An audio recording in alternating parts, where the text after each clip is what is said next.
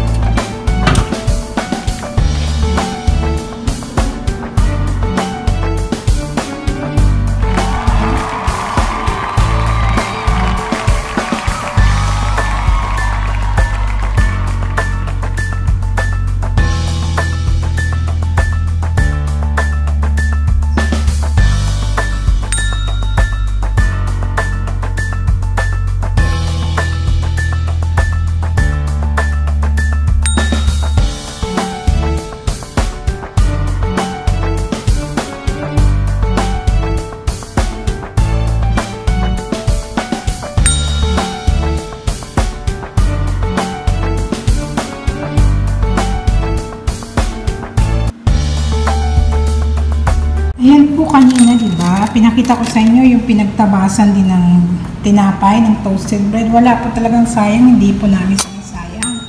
Kahit po yung mga tapes-tapes na yung dulong-dulo, ayan, isasalang ko rin po sa oven para po maging breadcrumbs. Ito naman pong aking, yung pinagtabasan ko po, ay gagawin ko po, yan, request ng amo ko, para hindi lalong masayang. Favorite niya ito. Ito yung pinagsamang zaater, Z-A-A-T-E-R, or yung thyme. Yan po yung thyme, dried thyme leaves na crush. Blend rice po ito. Nabibili po ito dito sa mga Mediterranean stores or Middle Eastern stores yan. Pinagsama pong thyme, tapos may iba pa pong herbs na nilalagay, saka nilalagyan po ng toasted sesame seeds. Nabibili po ng ganyan na yan. Pero pwede rin po kayong gumawa kung gusto nyo. Tapos ito po yung aming olive oil. Ngayon gagawin ko, yan, ilalagay ko lang, easy lang to. Itong zaater na to, zaater mixture na to, dahil nabibili na ng ganyan yan. Sabihin nyo lang sa mga supermarket dito sa Middle East. Pero sa Pilipinas, pwede kang gumawa yung dahon ng thyme leaves, dried, tapos konting oregano. Tapos meron pa isang nilalagay eh. Pero pwede na yung dalawa na lang. Tapos lagyan mo ng konting salt, konting toasted sesame seed. Yun. Tapos i-blend, gagamit ka ng food processor. Pero huli, hindi yung ipo-food processor mo lang, yung thyme, dried thyme, konting oregano, konting mas marami yung thyme. Tapos ipo-food processor nyo nga pa pagkatapos na maging ganyan, powderize. O hindi naman super powderize, ganyan lang, medyo coarse. Tapos saka mo ilalagay, halo yung coarse na, yung buo-buong sesame seeds, toasted, saka konting asin. Powderize, ayan. Tapos halo-halo mo na yan.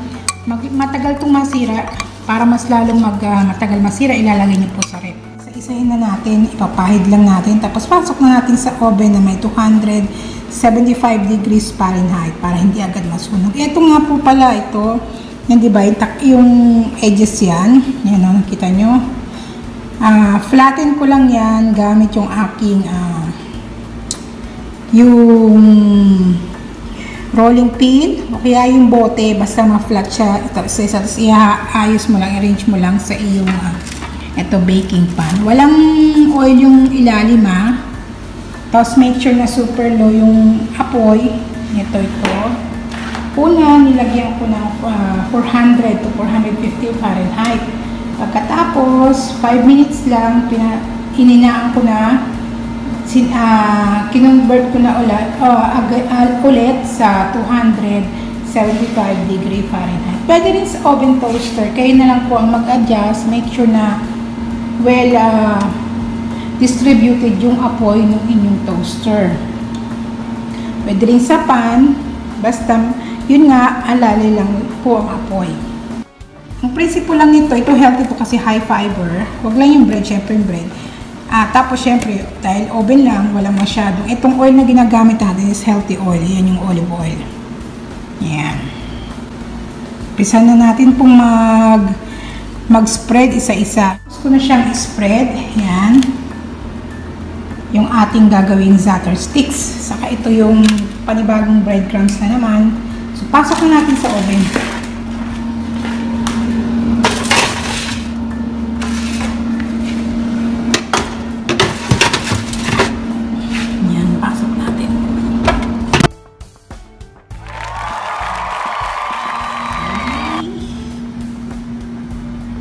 Yan, ika-crush na natin itong ating ginawa na parang croutons. Pwede rin itong croutons din. Alam yung croutons, yun yung square-square na tinapay na tinusta. Pwede rin maging breadcrumbs. Sa akin kasi breadcrumbs ang gusto ko. Para mas mag-last, kailangan ko lang ilagay sa freezer. Tapos anytime na gusto kong gamitin, ilalabas ko lang. Hindi siya nasisira. Kahit ilang buwan pa. Yan. Kumbaga, ika-crush na natin hanggang sa maging pinong-pino at pwede nating i-store. Gumamit ako ng pamukpok. Yan sa pagkain ito. Pero pwede ring bote or yung rolling pin. Basta kahit anong matigas na bagay na malinis. Yan. Tapos kailangan powderize hanggang sa maging parang breadcrumbs na talaga. Breadcrumbs na. Tuloy lang natin ulit. Yan. Gawa na. Sasalain ko. So, yun. Tapos konting pulbos na. Saka tapos na magiging breadcrumbs.